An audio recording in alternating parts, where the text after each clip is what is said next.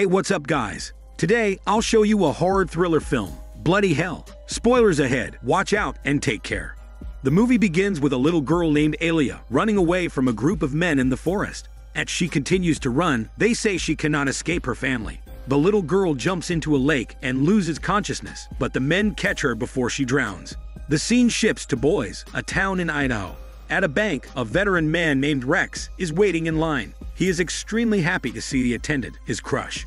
While Rex is talking to her, the bank is unexpectedly invaded by robbers. The vandals kill a security guard and order employees to fill their bags with money. Rex spots a gun in a lady's purse, but the woman cannot intervene because it would be too risky. All the people raise their wallets and purses for the thieves to take their money. When the lady raises her red purse, a thief hits a man in the head, and as he falls, he gets the purse, which ends up in Rex's hands. Next, the scene shifts to a courtroom, where Rex is abruptly sued by the judge for slaughtering all the bank robbers. In addition, an innocent woman died during the robbery, and Rex is blamed for that as well. Despite saving many lives and being considered a hero, he is sentenced to 8 years in prison. Rex is released 8 years later and finds a magazine with a picture of his face. The magazine states that he is still considered a hero because of his brave actions during the robbery. In fact, Rex has not been forgotten by society. On the contrary, he is constantly persecuted by the media. This, of course, makes Rex uncomfortable, as well as his consciousness or manifests in physical reality. As we can see, his alter ego is more emotional than himself. At one point, Rex cannot resist any longer. He leaps up and hurls the table at the journalists. However, this is just his imagination acting as an outlet for his emotions due to the stress. Although Rex is commonly acknowledged as a hero, other individuals don't appreciate his heroic efforts and consider him to be a freak. One day, Rex goes to his friend and complains that he cannot lead a normal life because of his fame.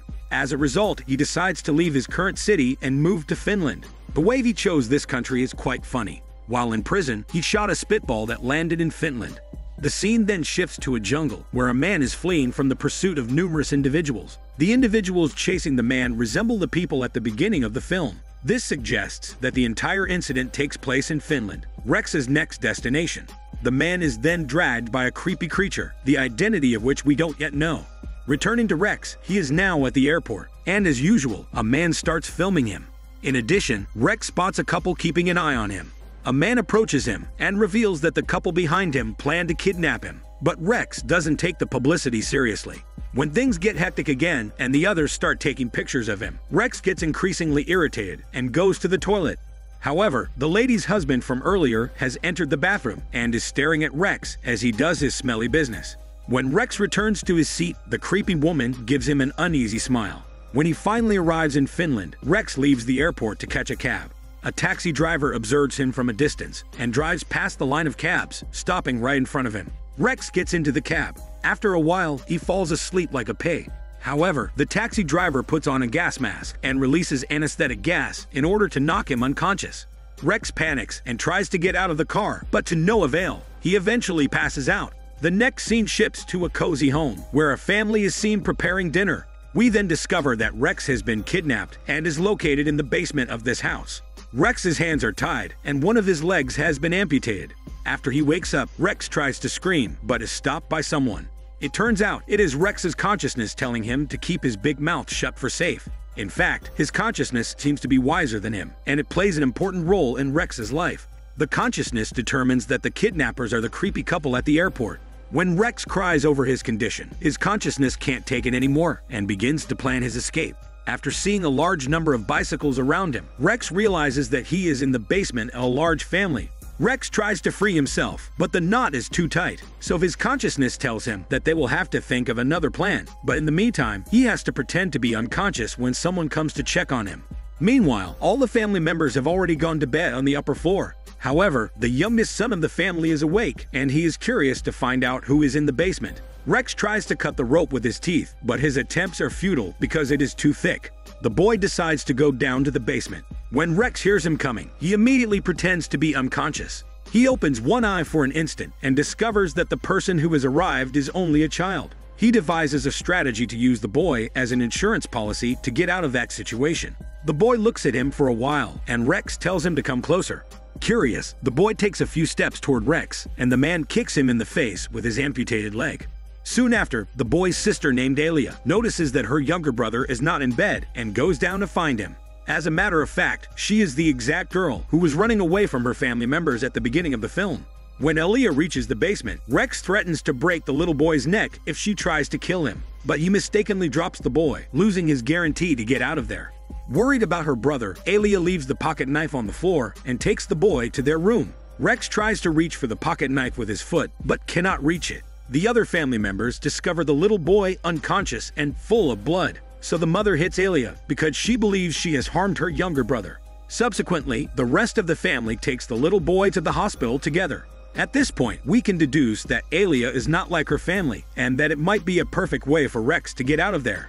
Alia lies on the bed and imagines herself married to Rex, indicating that she finds him attractive. Since no one else is home, Alia rushes to the basement to treat Rex's leg. While treating him, Alia explains why her family kidnaps people. It's revealed that Alia has a sick brother suffering from a disease that drives him to eat human flesh since childhood. It all started when he was still a child because he often bit his father and vomited normal food.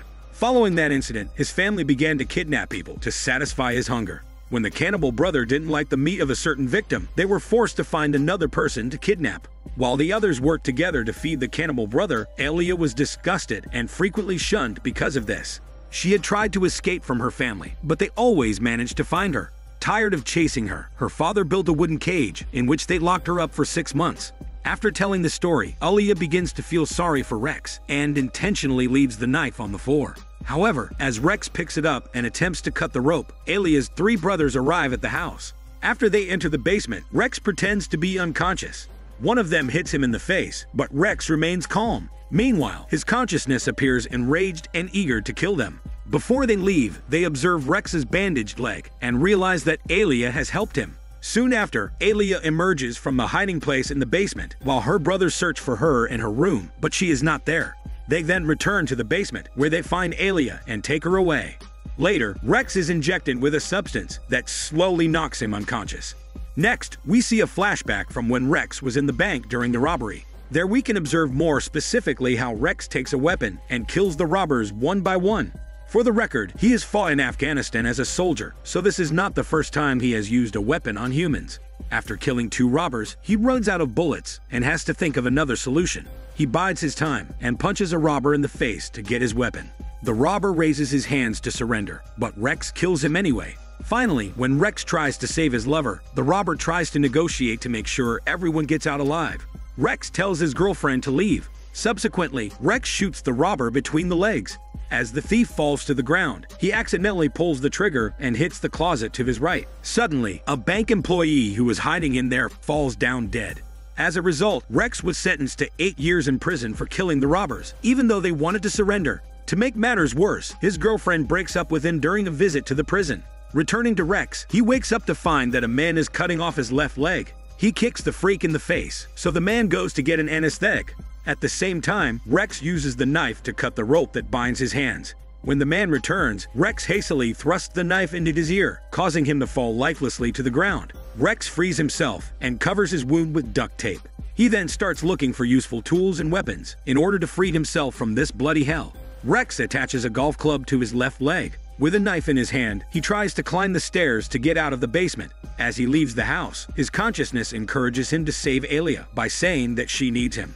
Later, the family returns home and discovers bloodstains in front of their house, realizing that Rex has escaped. Their children were sleeping the whole time, not suspecting anything. The parents round them up and scold them for allowing Rex to escape. They plan to leave the house because they fear Rex will return with the police. One of the sons is about to reveal that Alia helped Rex, but suddenly he starts spitting blood and dies. The father looks at him, perplexed, but then dies in the same manner. It turns out Rex was waiting for them under the table with a loaded nail gun. Rex shoots 3 nails into the other son's foot and then knocks the table down. Rex tries to shoot the mother, but the nails are finished and he kicks her in the head with the club strapped to his amputated leg. The son pulls the nails off the floor and tries to attack Rex with the backpack containing the tools. The guy accidentally hits the mother, knocking her unconscious. The son turns toward the mother, and Rex immediately hits him with a knife. He then hits him with a second knife, killing him. The mother wakes up, and Alia starts strangling her from behind with a rope. They realize that it is not over because they have to face the cannibal brother. Right then, the terrifying big man appears to be staggering down the stairs like a monster, flexing his body weights and muscles. Rex and the Cannibal brothers start fighting, and as Rex manages to cling to the refrigerator door, he discovers his right leg inside, which has been eaten up to the stinky foot part.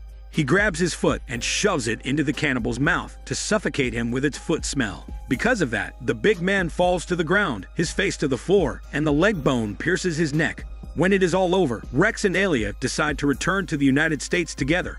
One evening, Rex and Alia enjoy an evening with friends. Alia is jealous because a sexy woman shows hormone interest in Rex. That's the time when Alia appears to have the same alter ego as Rex. She imagines herself killing the woman who tries to flirt with Rex. Meanwhile, in another place, Alia's younger brother, who was sent to the hospital earlier, comes back home and checks his family pictures, vowing to avenge the death of his family. This is Daniel CC Movie Channel. Stay safe and enjoy your day.